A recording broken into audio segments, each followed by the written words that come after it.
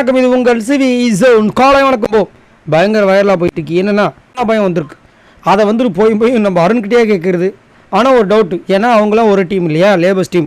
So night பார்த்தீங்கன்னா பாவம் அவர் தான் வந்துட்டு தனியாக வந்து பெடலிங் பண்ணிட்டு இருந்தார். காரணம், எல்லோரும் ரெஸ்ட் ரூம் போகிறதுக்கு தண்ணி வேணும், டாய்லெட் யூஸ் பண்ணுறதுக்கு இவர் பெடலிங் பண்ணால் தான் உள்ளே தண்ணியே வரும். ஸோ ஒரு நல்ல மனுஷன் தான் ராணுவ. ஆனால் வந்து சில டைம் பார்த்தீங்கன்னா கொஞ்சம் இறக்க முடக்கா பேசுகிறாள், கொஞ்சம் மூளை யூஸ் பண்ணாமல் கொஞ்சம் ஒரு சில விஷயங்களை பண்ணுறாரு. அது கொஞ்சம் கடுப்பாக இருக்குது. அதை தான் இங்கே வந்து கேட்குறாரு.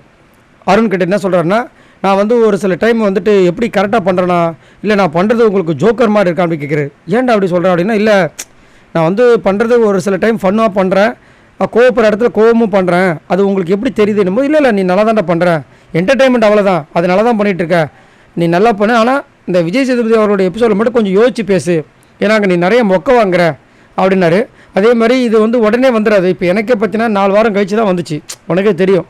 ஸோ அது போக போக தான் வரும். நீ அதெல்லாம் ஒரி பண்ணிக்காத, ரொம்ப ஓவராக திங்கும் பண்ணிக்காதுன்னு சொல்லிட்டு நம்ம அருண் வந்து ரொம்ப நல்ல ஒரு அட்வைஸாக கொடுத்தாரு.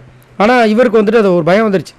இவருக்கு இப்போ இந்த ஒரு பயம் வந்ததுக்கு நான் என்ன யோசிக்கிறேன் அப்படின்னா, அப்போ இதெல்லாம் பிளானா அப்படின்றது எனக்கு ஒரு டவுட் வருது. ஏன் அப்படின்னா, முத்துக்குமர் ஒரு இடத்துல சொல்லியிருப்பார், இவரை வச்சு 10 கோடி ரூபாய் படத்தை ஒருத்தங்க எடுத்திருக்காங்கன்னா இவர் இன்னசென்ட் மாதிரி நடிச்சிட்டு இருக்காரு.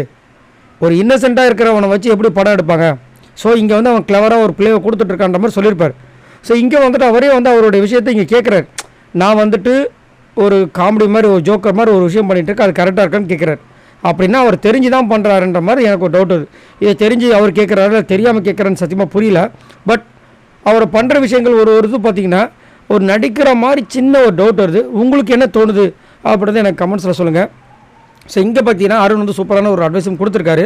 ஸோ ராணுவ் இதே கேமை கொடுத்தா கண்டிப்பாக டாப் 5ல் வருவார்னு நீங்கள் நினைக்கிறீங்களா, இல்லை கண்டிப்பாக வந்து நடுவில் கைட்டு விட்டுருவாங்கன்னு நினைக்கிறீங்களா? மறக்காமல் கமெண்ட்ஸ் பண்ணுங்கள். பாய் நண்பர்களே.